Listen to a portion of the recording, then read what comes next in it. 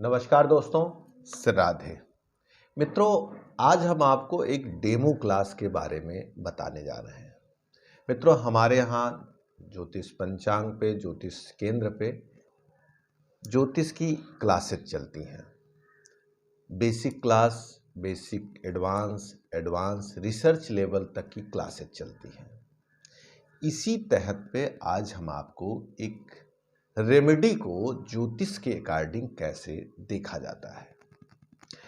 ज़्यादातर जगहों पे आपने देखा होगा, लोग बताते हैं कि नमक पानी में डालकर पोछा लगाने से घर में सुख और समृद्धि आती है। यह आम जनमानस को हर जगह आपको मिल जाएगा, लेकिन ज्योतिष में क्या कारण है इस रेमेडी को देने का? लाल किताब की यह रेमेडी घर में सुख और समृद्धि कैसे बढ़ाती है, उसके पीछे ज्योतिषीय तथ्य क्या है, वह हम आपके साथ इस डेमो क्लास में साझा करेंगे। बृहस्पति को मीन राशि का कारक माना जाता है। मीन राशि अर्थात समुद्र का जल, जल तत्व की राशि होती है। जल तत्व की 3 राशियां हैं, कर्क, वृश्चिक और मीन। कर्क का पानी साफ पानी, जो नॉर्मल पानी होता है पीने वाला, उसको माना जाता है। वृश्चिक को वहीं पर कुएं का कहीं पर रुका हुआ पानी, टिका हुआ पानी, उसको माना जाता है। वहीं पर मीन के जल को समुद्र का जल माना जाता है। समुद्र का जल खारा होता है, नमकीन होता है।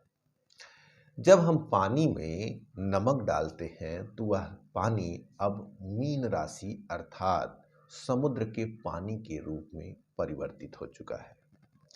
घर में जब आप नमकीन पानी से पोछा मारेंगे तो नमक कहीं न कहीं से पूरे घर में आपके फैल जाएगा।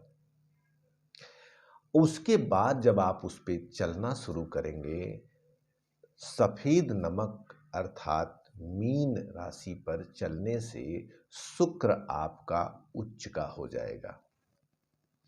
और इस रेमेडी में अगर थोड़ा सा सुधार कर लें कि आप अपने घर में सफ़ेद चप्पलें ज़्यादा से ज़्यादा यूज करें, तो यह रेमेडी कई गुना ज़्यादा फल देगी।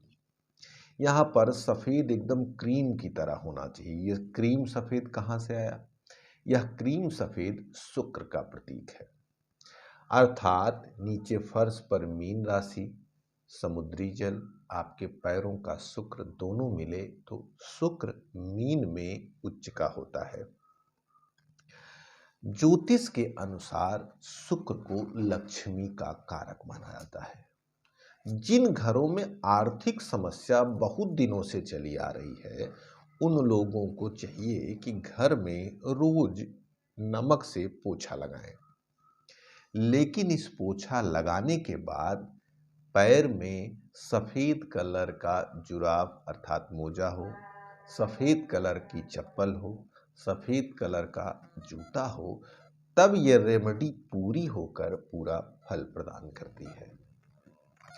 तो मित्रों, यह एक ज्योतिषीय आधार रहा किसी रेमेडी को समझने योग्य बनाने का।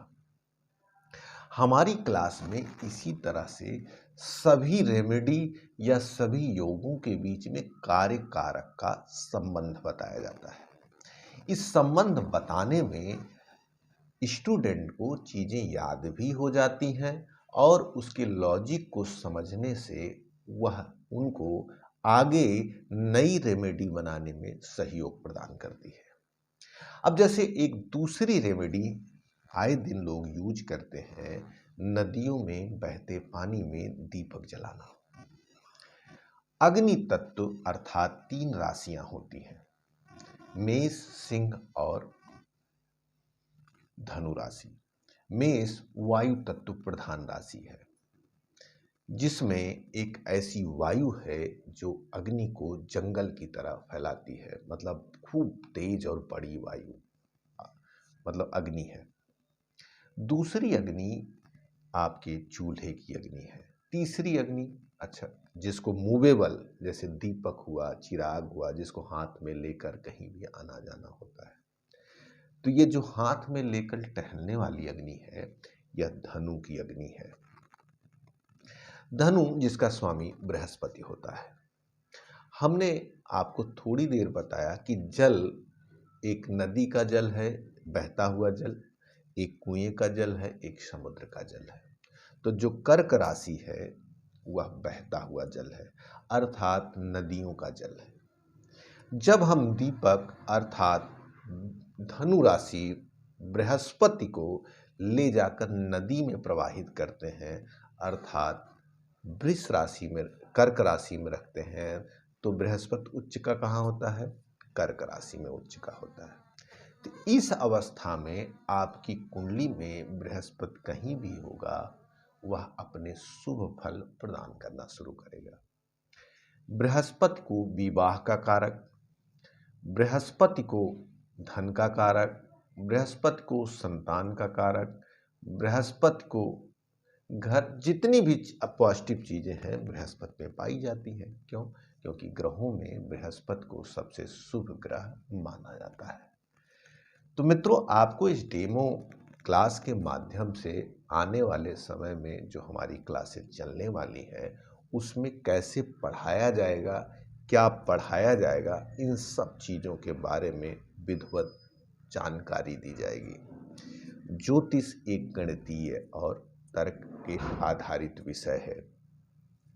हजारों लाखों वर्ष से ज्योतिष संघर्ष और प्रयासरत है। अगर यह आधार विहीन होता तो जरूर समाप्त हो जाता।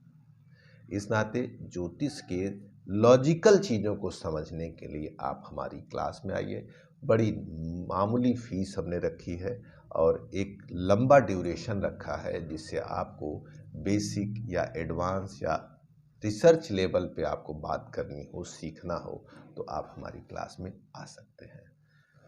नंबर दिया रहेगा, इस नंबर पर फ़ोन करके आप बात कर सकते हैं, अपने क्लास की टाइमिंग को फिक्स कर सकते हैं।